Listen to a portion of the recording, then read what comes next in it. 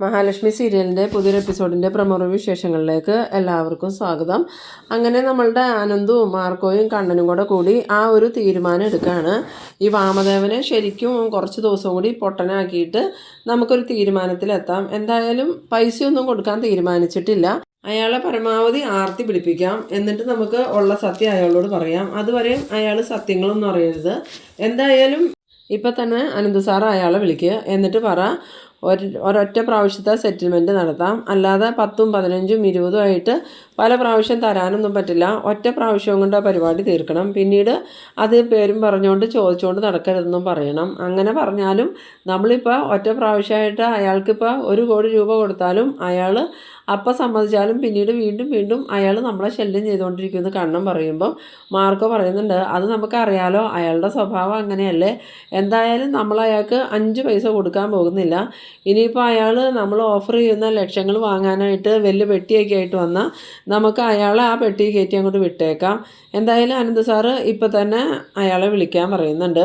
പിന്നീട് കാണിക്കുന്നത് നമ്മളുടെ വാമദേവനാണെങ്കിൽ അനന്ത് പറഞ്ഞതനുസരിച്ച് അനന്തുവിനെ കാണാനായിട്ട് വന്ന് നിൽക്കുകയാണ്. പക്ഷെ വാമദേവൻ്റെ ഉള്ളിൽ ചെറിയ പേടിയൊക്കെ ഉണ്ട്. അത് നമുക്ക് മുഖത്ത് നോക്കുമ്പോൾ തന്നെ മനസ്സിലാവും. ഇനി അനന്ത് വിളിച്ചു വരുത്തിയത് തല്ലാനോ മറ്റോ ആണോ എന്നുള്ള പേടി തന്നെയാണ്. അനന്ത് വന്നതും നമ്മൾ വ്യാഴാഴ്ച കാണാമെന്നല്ലേ പറഞ്ഞാൽ, പിന്നെ എന്തിനാ വീണ്ടും കാണണമെന്ന് പറഞ്ഞതെന്ന് വയ്ക്കുമ്പോൾ അത് ഞാൻ മഹിയായിട്ട് സംസാരിച്ചിരുന്നു. പക്ഷെ മഹി പറയണത് ഒറ്റ പ്രാവശ്യം കൊണ്ട് ഈ പരിപാടി തീർക്കണമെന്ന്, അല്ലാതെ നിങ്ങൾക്ക് തോന്നുമ്പോൾ 10ഉം 15ഉം ഒക്കെ ചോദിച്ചുകൊണ്ട് നടന്നാൽ അത് ഞങ്ങൾക്ക് ബുദ്ധിമുട്ടാവും. ഇപ്പോൾ 15 തന്നാലും കുറച്ച് കഴിയുമ്പോൾ നിങ്ങൾ പൈസ ചോദിക്കില്ലേ എന്ന് ചോദിക്കുമ്പം വാമദേവൻ പറയുന്നുണ്ട്, അതെനിക്ക് ഉറപ്പിച്ച് പറയാനൊന്നും പറ്റില്ല. എനിക്ക് പൈസയ്ക്ക് ആവശ്യം വന്നതനുസരിച്ച് ഞാൻ ഇടയ്ക്കിടയ്ക്ക് ചോദിച്ചുകൊണ്ടിരിക്കും. അല്ലെങ്കിൽ എനിക്ക് മാസം തരുന്ന ശമ്പളത്തിൻ്റെ കൂടെ 1-2 ലക്ഷം രൂപയൊക്കെ ഞാൻ കൂടുതൽ ചോദിച്ചു എന്നിരിക്കും എന്ന് പറയുമ്പം അതൊക്കെ ഒരു മോശം പരിപാടിയല്ലേ. എന്തായാലും ഒറ്റ പ്രാവശ്യം കൊണ്ട് ആ ഇടപാട് തീരണം. അത് മാത്രമല്ല, അത് തീർന്നു എന്നും പറഞ്ഞ് നിങ്ങൾ പൈസ വാങ്ങിയിട്ട് പിന്നെ പൈസയും ചോദിച്ചുകൊണ്ട് വരാനും പാടില്ല. ഇല്ല അനന്തു, ഞാൻ അങ്ങനെ വാക്ക് വ്യത്യാസമൊന്നും ചെയ്യില്ല എന്ന് പറയുമ്പോൾ അനന്ത് പറയുന്നുണ്ട്, എന്നിട്ടാണോ നിങ്ങളോട് ആരോടും പറയരുതെന്ന് പറഞ്ഞ കാര്യം നിങ്ങൾ പറഞ്ഞുകൊണ്ട് എടുക്കാൻ പോണേന്ന് ചോദിക്കുമ്പം അതിന് എൻ്റെ വായുന്നത് പുറത്ത് പോയൊന്നുമില്ലല്ലോ, നിങ്ങളിപ്പോൾ അതും പറഞ്ഞല്ലേ മഹിയെ ഭീഷണിപ്പെടുത്തിക്കൊണ്ടിരിക്കണേന്ന് ചോദിക്കുമ്പോൾ അതിന് അവൾക്കെന്താ പ്രശ്നം?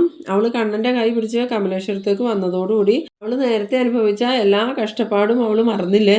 എന്നിട്ട് അവൾ കണ്ണനിൽ നിന്നും ഉള്ള സ്വത്തെല്ലാം എഴുതി വാങ്ങി. അവൾക്ക് കോടിക്കണക്കിന് രൂപയുടെ സ്വത്തല്ലേ കിട്ടിയേക്കണേ. അതുകൊണ്ട് അതിൽ നിന്നൊരു ഓഹരി എനിക്ക് തന്നു എന്ന് വിചാരിച്ച് അവൾക്ക് കുഴപ്പമൊന്നുമില്ലല്ലോ.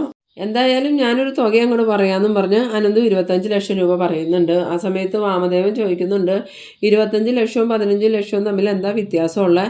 അതൊന്നും പറ്റില്ല, എനിക്ക് അങ്ങനെ കിട്ടുകയാണെങ്കിൽ 1 കോടി രൂപ കിട്ടണം. അന്നേരം അനന്ത് പറയുന്നുണ്ട്, ഇല്ല അത്രയൊന്നും തരാൻ പറ്റില്ല. പിന്നെ നിങ്ങൾ അതിൽ തന്നെ ഉറച്ചു നിൽക്കുകയാണെങ്കിൽ ഞങ്ങൾക്ക് എന്ത് സംഭവിച്ചാലും വേണ്ടില്ല എന്ന് കരുതി കണ്ണനോട് സത്യങ്ങളെല്ലാം പറയേണ്ടി വരുമെന്ന്. അന്നേരം ഈ വാമദേവൻ പറയുന്നുണ്ട്, ഈ ഒരു അവസരത്തിൽ നീ കണ്ണനോട് സത്യങ്ങൾ പറയാൻ പോയാൽ എന്തായാലും കണ്ണനത് അംഗീകരിക്കില്ല. മഹാലക്ഷ്മിയെ കണ്ണൻ ഉപേക്ഷിക്കുക തന്നെ ചെയ്യുമെന്ന് പറയുമ്പം അമ്മാവൻ ഇങ്ങനെയാണ് തുടങ്ങണമെങ്കിൽ ബന്ധം വേർപ്പെടുത്തിയാലും വേണ്ടില്ല എന്ന് കരുതി മഹി അങ്ങനെ ഒരു തീരുമാനത്തിലെത്തുമെന്ന്. അത് കേട്ടതും വാമദേവന് ചെറിയൊരു പേടിയാവുന്നുണ്ട്. എന്നിട്ട് വാമദേവൻ ചോദിക്കുന്നുണ്ട്, നീ എന്താ എന്നെ ഭീഷണിപ്പെടുത്തുകയാണോ എന്ന് ചോദിക്കുമ്പോൾ ഭീഷണിപ്പെടുത്തിയതൊന്നുമല്ല, കാര്യം പറഞ്ഞതാ. ഇതിൻ്റെ പേരും പറഞ്ഞ് വീണ്ടും ബ്ലാക്ക് മെയിൽ ചെയ്യാമെന്ന ഉദ്ദേശമെങ്കിൽ അതൊന്നും നടക്കാൻ പോണില്ല എന്ന്. ആ സമയത്ത് വാമദേവൻ പറയുന്നുണ്ട്, എന്നാൽ ഒരു 75 ലക്ഷം അവൾക്ക് കിട്ടിയ മുതൽ വെച്ച് നോക്കുമ്പോൾ അതിൻ്റെ ഒരു അംശം പോലും ആയില്ലല്ലോ എന്ന് പറയുമ്പോൾ അതൊന്നും നടക്കണ കാര്യമല്ല, ഞാനൊരു 50 ലക്ഷം രൂപ അങ്ങോട്ട് തരും, അങ്ങോട്ടും ഇല്ല ഇങ്ങോട്ടും ഇല്ല എന്ന് പറയുമ്പോൾ വാമദേവൻ പറയുന്നുണ്ട്, 50 ലക്ഷം രൂപയ്ക്ക് എന്താവാനാ, എന്നാൽ അങ്ങോട്ടും ഇല്ല ഇങ്ങോട്ടും ഇല്ല ഒരു 60 ലക്ഷം രൂപ. 50 ലക്ഷം എന്ന് പറയുമ്പോൾ അതിൽ നിന്നൊരു 10 ലക്ഷം അല്ലേ കൂടുതലുള്ളൂ, അത്രയും തന്നാൽ മതി, പിന്നെ ഞാനൊരു പ്രശ്നത്തിനും വരില്ല. എന്നിട്ട് വാമദേവൻ മനസ്സിൽ വിചാരിക്കുന്നുണ്ട്, 60 ലക്ഷം കിട്ടിയ 5 ലക്ഷം ആ പൂതനയ്ക്കും കൊടുക്കാം, ബാക്കി എനിക്ക് കൊടുക്കാമെന്ന്. പിന്നീട് അനന്ത് പറയുന്നുണ്ട്, അത് ഓക്കെ, അപ്പോൾ അടുത്ത വ്യാഴാഴ്ച അമ്മാവൻ വന്നേരം പൈസ ഞങ്ങൾ കൈമാറിയേക്കാമെന്ന്. അങ്ങനെ വാമദേവനാണെങ്കിൽ ഭയങ്കര സന്തോഷത്തോടു കൂടി പോകുന്നുണ്ട്. വാമദേവൻ്റെ ആ പോക്ക് കാണുമ്പോൾ സത്യത്തിൽ അനന്തുവിന് ചിരിയാണ് വരുന്നത്, ഇയാളുടെ ഓരോരോ സ്വപ്നങ്ങളെന്നൊക്കെ വിചാരിച്ചിട്ട്. പിന്നീട് കാണിക്കുന്നത് നമ്മളുടെ വാമദേവനാണെങ്കിൽ ഭയങ്കരമായിട്ട് ചിരിച്ചുകൊണ്ട് വീട്ടിലേക്ക് ചെല്ലാണ്. അങ്ങനെ വാമദേവൻ്റെ ചിരി കേട്ടതും ശ്രീമന്തിനി, എന്താ വാമേട്ട ഇങ്ങനെ കിടന്ന് ചിരിക്കണം, നിങ്ങൾക്കും പ്രതാപനെ കൂട്ട് തലക്ക് ഭ്രാന്തായോ എന്ന് ചോദിക്കുമ്പം ഇത് സന്തോഷം കൊണ്ടുള്ള ഭ്രാന്താടി, അല്ലാതെ പ്രതാപനെ കൂട്ട് സമനില തെറ്റിയിട്ടുള്ള ഭ്രാന്തല്ല എന്ന് പറയുമ്പം ഇത്ര സന്തോഷിക്കാൻ എന്താ ഉള്ളത്? എന്നെ അനന്ത് വിളിച്ചതേ പൈസ തരാൻ വേണ്ടിയിട്ടൊന്നുമല്ല, കൂടുതൽ പൈസ തരാമെന്ന് പറയാൻ. അതെന്തിനാ അവർ കൂടുതൽ പൈസ തന്നെയെന്ന് ചോദിക്കുമ്പം ഇടയ്ക്കിടയ്ക്കൊന്നും പൈസ ചോദിച്ചുകൊണ്ട് ചെല്ലരുത്, ഒറ്റ പ്രാവശ്യം കൊണ്ട് എൻ്റെ കടം തീർക്കണം എന്നും പറഞ്ഞ് അവർ 60 ലക്ഷം രൂപ തരാമെന്ന് പറഞ്ഞിട്ടുണ്ടെന്ന്. അന്നേരം സീമന്തിന് ചോദിക്കുന്നുണ്ട്, നേരാണോ മാമേട്ടോ ഈ പറയണേ? അവർ 60 ലക്ഷം രൂപ തരുമെന്ന് ചോദിക്കുമ്പോൾ പിന്നെ ഇല്ലാതെ 60 ലക്ഷം രൂപ തരാമെന്ന് പറഞ്ഞു. അന്നേരം സീമന്തിന് പറയുന്നുണ്ട്, ആ പൈസ കിട്ടിയിട്ട് വേണം എനിക്ക് എൻ്റെ സ്വർണ്ണമൊക്കെ ഒന്ന് മാറ്റി വാങ്ങാമെന്ന് പറയുമ്പോൾ നീ ഒന്നും മിണ്ടാതിരുന്ന സീമന്തിനി, ആദ്യം തന്നെ ഞാൻ ആ പൈസ ഒന്ന് എങ്ങനെയെങ്കിലും മേടിച്ചെടുക്കട്ടെ, എന്നിട്ട് നീ കൊച്ചിന് വേണ്ടി കുറച്ച് സ്വർണം വാങ്ങിയാൽ ലോക്കറിൽ വയ്ക്കുക, അപ്പോൾ കൊച്ചിൻ്റെ കല്യാണത്തിന് ഉപകാരപ്പെടുമെന്ന്. അന്നേരം സീമന്തിനി വീണ്ടും ചോദിക്കുന്നുണ്ട്, സത്യമല്ലേ മാമേട്ട 60 ലക്ഷം രൂപ കിട്ടുമെന്ന് പറഞ്ഞതെന്ന് ചോദിക്കുമ്പം പിന്നെ സത്യമല്ലാതെ ആ ആനന്ദം എന്നെ വിളിച്ചത് അതിന് വേണ്ടിയിട്ടാണ്, എപ്പോഴും മഹാലക്ഷ്മിയെ ശല്യം ചെയ്യരുതെന്നാണ് പറഞ്ഞ്. അവൾക്ക് വേണമെങ്കിൽ കോടിക്കണക്കിന് രൂപയുടെ സ്വത്തില്ലേ, അതിൻ്റെ ഒരംശം എനിക്ക് തന്നെന്ന് വിചാരിച്ച് അവൾക്ക് എന്താ കുഴപ്പമെന്നൊക്കെ പറയുമ്പോൾ സീമന്തിന് ചോദിക്കുന്നുണ്ട്, ആ 60 ലക്ഷം കിട്ടി കഴിയുമ്പം പിന്നെ അനങ്ങാതിരിക്കാനാണോ വാമേട്ടൻ്റെ തീരുമാനം എന്ന് ചോദിക്കുമ്പം വാമദേവൻ ഭയങ്കരമായിട്ട് ഇരുന്ന് ചിരിക്കുന്നുണ്ട്. എന്നിട്ട് പറയുന്നുണ്ട്, ആദ്യം കിട്ടാനുള്ള 60 ലക്ഷം ഞാൻ മേടിച്ചെടുക്കട്ടെ, അത് കഴിഞ്ഞ് ഇടയ്ക്കിടയ്ക്ക് ഞാൻ എൻ്റെ തനി സ്വഭാവം എടുക്കും, അല്ലാതെ ഞാൻ പിന്നോട്ട് മാറുമൊന്നുമില്ല. ഇടയ്ക്കിടയ്ക്ക് പോയി അവളോട് 5ഉം 10ഉം 15ഒക്കെ ആയിട്ട് ഞാൻ വാങ്ങിയെടുക്കുന്നു. അന്നേരം സീമന്തിനിക്ക് അത് കേട്ടിട്ട് ഭയങ്കര സന്തോഷമാവുന്നുണ്ട്. പിന്നീട് വാമദേവൻ സീമന്തിനിയോട് പറയുന്നുണ്ട്, എന്തായാലും ഈ വിവരം ആ പൂതനെ അറിയണ്ട. ഏത് പൂതനെയാണെന്ന് ചോദിക്കുമ്പം ആ കരുണയില്ലേ, ആ പിശാശ് അറിയണ്ട. 60 ലക്ഷം കിട്ടിയെന്ന് പറഞ്ഞാൽ ആ പിശാശ് വരും, 30 ലക്ഷം അവൾ കൊണ്ടുപോകും, പിന്നെ നമുക്ക് 30 ലക്ഷമേ കിട്ടുള്ളൂ. ഇതിപ്പോൾ അവൾക്ക് 5 ലക്ഷം രൂപ കൊടുത്താൽ മതിയല്ലോ, ബാക്കി 55 ലക്ഷം രൂപ നമുക്ക് എടുക്കാം എന്നൊക്കെ പറഞ്ഞ് ഇവർ ഭയങ്കരമായിട്ട് സന്തോഷിക്കുമ്പം ഈ സീമന്തിനി പറയുന്നുണ്ട്, ശരിക്കും നിങ്ങൾ ചെയ്ത വലിയൊരു തെറ്റിൻ്റെ ഇതാണ് നിങ്ങളിപ്പോൾ പ്രതിഫലമായിട്ട് വാങ്ങിക്കൊണ്ടിരിക്കണേന്ന്. അത് കേട്ടതും വാമദേവൻ പറയുന്നുണ്ട്, അത് അവനെന്നെ കമ്പനിയിൽ നിന്ന് പുറത്താക്കുമെന്ന് തോന്നിയപ്പം അവനെ തല്ലൊതുക്കാനൊന്നും അല്ല ഞാൻ ശ്രമിച്ച, അവനെ കൊന്നൊതുക്കാനാണ് ഞാൻ ശ്രമിച്ച. ഞാൻ എൻ്റെ ഈ നേട്ടത്തിന് വേണ്ടി ഇതുപോലെയുള്ള പല കാര്യങ്ങളും ചെയ്തിട്ടുണ്ടെന്ന്. പിന്നീട് കാണിക്കുന്നത് അനന്തുവിൻ്റെ വീടാണ്. അനന്തുവിൻ്റെ വീട്ടിലേക്ക് കണ്ണൻ്റെ കാറ് വരാണ്. കാറിൽ നിന്നും ആദ്യം തന്നെ കണ്ണൻ ഇറങ്ങുന്നുണ്ട്. പിന്നെ അനന്തു ഇറങ്ങിയിട്ട് ലേഹ ഇറങ്ങി ചെന്ന് മഹിയേയും കൈ പിടിച്ച് കൊണ്ടിരുമ്പോൾ മഹി പറയുന്നുണ്ട്, എനിക്ക് കുഴപ്പമൊന്നുമില്ല ലേഹ, ഞാൻ തന്നെ നടന്നോളാം, എനിക്ക് നടക്കുന്നതിന് ബുദ്ധിമുട്ടൊന്നുമില്ലാന്ന്. അങ്ങനെ അവരെല്ലാവരും വീടിനകത്തേക്ക് കയറി കഴിഞ്ഞതും കണ്ണൻ അനന്തുവിനോട് ചോദിക്കുന്നുണ്ട്, എടാ അനന്തു, അമ്മാവന് പൈസ കൊടുക്കണ്ടേ? അമ്മാവന് പൈസ കൊടുക്കണം, എന്നാൽ നീ എത്രയും പെട്ടെന്ന് അമ്മാവനെ വിളിച്ച് പറ, പൈസ റെഡിയാണ് വന്ന് കൊണ്ടുപോക്കോളാൻ.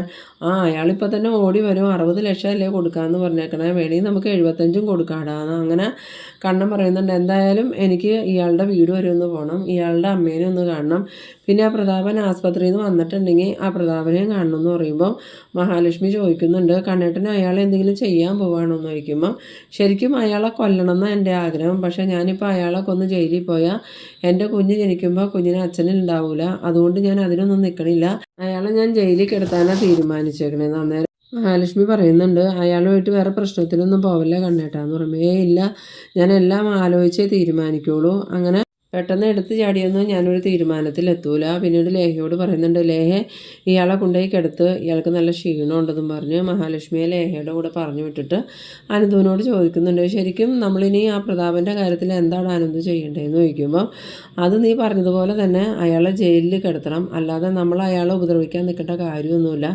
പിന്നെ വേണമെങ്കിൽ നമുക്ക് വേറൊരു കാര്യം ചെയ്യാടാ, ഇപ്പോൾ അമ്മാവൻ നമ്മളെ ബ്ലാക്ക് മെയിൽ ചെയ്യണ പോലെ വേണമെങ്കിൽ പ്രതാപനെ നമുക്ക് ബ്ലാക്ക് മെയിൽ ചെയ്യാമെന്ന് പറയുമ്പം ഈ അനന്ത് ചോദിക്കുന്നുണ്ട്, നീ എന്താ ഉദ്ദേശിക്കണേ? അയാളുടെ കയ്യിൽ നിന്ന് പൈസ വാങ്ങാനാണോ എന്ന് ചോദിക്കുമ്പം പിന്നെ അയാളുടെ നക്കാപ്പിച്ച എനിക്കെന്തിനാ, അതൊന്നും വേണ്ട, വേറെ പല കാര്യങ്ങളും അയാളെ കൊണ്ട് ചെയ്യാൻ പറ്റും. ഇനിയിപ്പോൾ എൻ്റെ അനിയനും രണ്ടാനമ്മയൊന്നും ഈ സത്യങ്ങൾ അറിഞ്ഞിട്ടില്ല. ഉണ്ണിക്ക് അച്ഛനെന്ന് പറഞ്ഞാൽ വലിയ ജീവനായിരുന്നു. എൻ്റെ രണ്ടാനമ്മേനെ ആ വാമദേവൻ അച്ഛൻ്റെ സ്വത്തുകൾ കണ്ടിട്ടാണ് എൻ്റെ വീട്ടിലേക്ക് കൊടുന്ന് ആക്കിയെങ്കിലും അച്ഛൻ്റെ കൂടെ ജീവിതം തുടങ്ങിയതിന് ശേഷം അവർക്കും അച്ഛനെ ഭയങ്കര സ്നേഹമായിരുന്നു. എൻ്റെ അച്ഛൻ അത്രയ്ക്ക് നല്ല ഒരാളായതുകൊണ്ട് തന്നെ അച്ഛൻ്റെ കൂടെ ജീവിക്കണവർക്ക് എല്ലാവർക്കും അച്ഛനെ സ്നേഹിക്കാതിരിക്കാൻ പറ്റില്ല. രണ്ടാനമ്മ അച്ഛൻ ജീവിച്ചിരുന്ന കാലത്ത് ഒരിക്കലും അച്ഛനോട് മോശമായിട്ട് പെരുമാറിയിട്ടൊന്നുമില്ല. പിന്നെ ഉണ്ണിക്ക് അച്ഛനെക്കുറിച്ച് വലിയ ഓർമ്മയൊന്നുമില്ല, എന്നാലും എന്നെപ്പോലെ തന്നെ അവനും അച്ഛനെ വലിയ ജീവനാണ്. അതുകൊണ്ട് ഇനിയിപ്പോൾ അച്ഛനെ കൊന്നത് പ്രതാപനാന്ന് അറിഞ്ഞാൽ എന്തായാലും കരുണയ്ക്ക് അവിടെ സ്ഥാനം ഉണ്ടാവില്ല. അന്നേരം അനന്ത് പറയുന്നുണ്ട്, അതിന് അവളവിടെ വേണമെന്ന് നിനക്ക് വല്ല നിർബന്ധം ഉണ്ടോടാ? അല്ലെങ്കിൽ തന്നെ ഉണ്ണിക്ക് നിർബന്ധമൊന്നും ഉണ്ടാവില്ല അവളവിടെ വേണമെന്ന്. ഭാര്യയ്ക്കാണെങ്കിലും ചിലവ് കൊണ്ട് കൊടുക്കാൻ അവനക്ക് വലിയ ബുദ്ധിമുട്ടല്ലേ എന്ന് ചോദിക്കുമ്പോൾ കണ്ണൻ പറയുന്നുണ്ട്, ഇപ്പോൾ കരുണ എൻ്റെ വീട്ടിലുണ്ടെങ്കിലും അവൻ ചിലവിനൊന്നും കൊടുക്കണില്ലല്ലോ, പിന്നെ എന്താണെന്ന് ചോദിക്കുമ്പം എന്തായാലും അവൾ ആ വീട്ടിൽ നിന്ന് പോവുകയാണെങ്കിൽ പോട്ടേടാ, സത്യങ്ങളെല്ലാം ഉണ്ണീനോടും നിൻ്റെ രണ്ടാനമ്മേനോടും പറഞ്ഞേന്ന്. പിന്നീട് കണ്ണൻ പറയുന്നുണ്ട്, എന്തായാലും ഞാൻ മഹിയുടെ അമ്മയെ ഒന്ന് കണ്ടിട്ട് വരാം, ഇപ്പം തന്നെ ഞാൻ അങ്ങോട്ട് പോകാമെന്നും പറഞ്ഞ് കണ്ണൻ അങ്ങോട്ട് പോകുന്നുണ്ട്. പിന്നീട് കാണിക്കുന്നത് നമ്മളുടെ മോഹിനിയാണെങ്കിൽ പെരയൊക്കെ തുടച്ചുകൊണ്ടിരിക്കുന്ന സമയത്ത് കോളിമ്പല്ലടിക്കണ ഒച്ച കേൾക്കുന്നുണ്ട്. അപ്പോൾ മഹാലക്ഷ്മി ആയിരിക്കും എന്ന് വിചാരിച്ചാണ് ഈ മോഹിനി വന്ന് ഡോറ് തുറക്കുന്നത്. പുറത്ത് കണ്ണനെ കണ്ടതും മോഹിനിക്കാണെങ്കിൽ ആകെ ഒരു പേടിയോ വിഷമമൊക്കെ ആവുന്നുണ്ട്.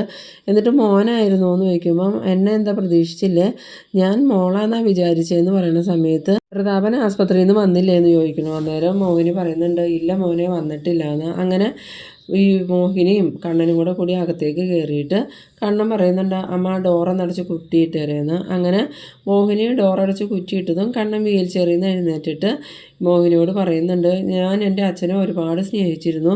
എൻ്റെ കൊച്ചുനാളിലെ അമ്മ മരിച്ചതാണ്. അതിനുശേഷം എനിക്ക് എൻ്റെ അച്ഛനും അമ്മയൊക്കെ എൻ്റെ അച്ഛനായിരുന്നു. ആ ഒരു സ്നേഹമായിരുന്നു എനിക്ക് അച്ഛനുണ്ടായിരുന്നത്. ആ സ്നേഹം എനിക്ക് ഇപ്പോഴും ഉണ്ട്. അതുകൊണ്ട് എൻ്റെ അച്ഛൻ്റെ വണ്ടിയിലേക്ക് ലോറി ഓടിച്ച് കയറ്റിയത് പ്രതാപനാന്ന് അറിഞ്ഞപ്പം എനിക്ക് ദേഷ്യം തോന്നിയത്. ആ വണ്ടിയിൽ വേറൊരാളും കൂടി ഉണ്ടായിരുന്നു, കുഞ്ഞു മഹി, 5 വയസ്സുകാരി ഒരു പെൺകുട്ടി. എന്നിട്ട് ഇത്രയും നാളായിട്ടും ആ സത്യങ്ങൾ അയാൾ എന്നോട് പറയാണ്ടിരുന്നപ്പം എനിക്കതിന് അയാളോടൊരു ദേഷ്യം ഉണ്ടായിരുന്നു. ഇപ്പം തന്നെ അയാൾ ആസ്പത്രിയിലാവാൻ കാരണക്കാരൻ ഞാനാണ്. അന്നേരം മോഹിനി ചോദിക്കുന്നുണ്ട്, മോൾ ആസ്പത്രിയിലാണോ, മോൾക്ക് എന്ത് പറ്റിയെന്ന് ചോദിക്കുമ്പം കുഴപ്പമൊന്നുമില്ല, ഇപ്പം തിരിച്ച് വീട്ടിലോട്ട് വന്നിട്ടുണ്ട്, അനന്തുവിൻ്റെ വീട്ടിൽ കൊണ്ടുവന്ന് ആക്കിയിട്ടാണ് ഞാനും കൂടെ വന്നതെന്ന് പറയണു. എന്നിട്ട് കണ്ണൻ പറയുന്നുണ്ട്, മഹിക്ക് വിവാഹം കഴിഞ്ഞിട്ട് ഇത്രയും നാളായില്ലേ, ഇതിനിടയ്ക്ക് എപ്പോഴെങ്കിലും എന്നോട് സത്യങ്ങൾ പറയായിരുന്നു. എന്നിൽ നിന്നും സത്യങ്ങൾ മറച്ചു വെച്ചതിൻ്റെ ദേഷ്യത്തിലാണ് ഞാൻ മഹിയോട് അങ്ങനെ ദേഷ്യപ്പെട്ടത്. അതിപ്പോൾ ഏതൊരു മകനും അങ്ങനെ തന്നെ ചെയ്യുള്ളൂ. അന്നേരം മോഹിനി പറയുന്നുണ്ട്, മോനെ എനിക്ക് ഈ സത്യങ്ങളൊന്നും അറിയില്ലായിരുന്നു. അന്നേരം കണ്ണൻ പറയുന്നുണ്ട്, അന്ന് ഞാൻ മഹിയെ പെണ്ണ് കാണാൻ വന്ന സമയത്ത് അമ്മയ്ക്ക് ഭയങ്കര വിഷമമാണെന്നുള്ളതൊക്കെ എനിക്ക് മനസ്സിലായിരുന്നു. എന്നിട്ട് ഞാൻ മഹിയോട് എൻ്റെ കാര്യങ്ങളൊക്കെ പറഞ്ഞപ്പോഴാണ് മഹിക്ക് മനസ്സിലായത് അന്ന് രണ്ടാനച്ഛൻ ജീവിതം തകർത്ത ആളാണ് ഞാൻ. അങ്ങനെയാണ് മഹി ഈ വിവാഹത്തിന് സമ്മതിച്ചത് തന്നെ. ആ സമയത്ത് മോഹിനി പറയുന്നുണ്ട്, നേരാ മോനെ, ആദ്യം വിവാഹത്തിനെ ഞാൻ നല്ലോണം എതിർത്തിരുന്നു. വിവാഹം കഴിഞ്ഞിട്ടും ഞാൻ മോളെ അതും പറഞ്ഞ് കുറ്റപ്പെടുത്തി. അങ്ങനെ ഒരു ദിവസം മോൾ എന്നോട് എല്ലാ സത്യങ്ങളും പറഞ്ഞത്. അതുവരെയും എനിക്ക് ഈ സത്യങ്ങളൊന്നും അറിയില്ലായിരുന്നു. അത്രയും നാളും മോളത് ഉള്ളിൽ തന്നെ കൊണ്ടേ നടക്കുമായിരുന്നു മോനെ. വിവാഹം കഴിഞ്ഞ് കുറച്ച് ദിവസങ്ങൾക്ക് ശേഷം ഞാൻ പോലും സത്യങ്ങൾ അറിഞ്ഞ് ആ ഒരു കാര്യത്തിൽ എൻ്റെ മോളെ എന്നും ഉരുകിയാണ് ജീവിച്ചുകൊണ്ടിരുന്നത്. അത് കേട്ടതും കണ്ണനാണെങ്കിൽ ഇങ്ങനെ ആകെ വിഷമത്തോടുകൂടി മോഹിനിനെ നോക്കി നിൽക്കുന്ന ആ ഒരു സീനിലാണ് കേട്ടോ ഇന്നത്തെ എപ്പിസോഡ് അവസാനിക്കുന്നത്. എന്തായാലും നമ്മളുടെ വാമദേവൻ്റെ സന്തോഷങ്ങളൊക്കെ അടുത്ത് വരുന്ന എപ്പിസോഡിൽ തന്നെ ഇല്ലാണ്ടാവും. വാമദേവനും മാർക്കോയുടെയും അനന്തുവിൻ്റെയും കയ്യിൽ നിന്ന് നല്ല ഇടി കിട്ടുന്ന എപ്പിസോഡ് തന്നെയാണ് ഇനി വരാൻ പോകുന്നത്. അപ്പോൾ നിങ്ങളെൻ്റെ വീഡിയോ ആദ്യമായി കാണുന്നവരാണെങ്കിൽ ചാനലൊന്ന് സബ്സ്ക്രൈബ് ചെയ്യാനും ഇഷ്ടമായാൽ ലൈക്ക് ചെയ്യാനും ഷെയർ ചെയ്യാനും മറക്കരുത്. അപ്പോൾ ഇതുപോലെ ഇൻട്രസ്റ്റിംഗ് ആയിട്ടുള്ള അടുത്തൊരു എപ്പിസോഡുമായി നമുക്ക് വീണ്ടും കാണാം. അതുവരേക്കും ബൈ ബൈ.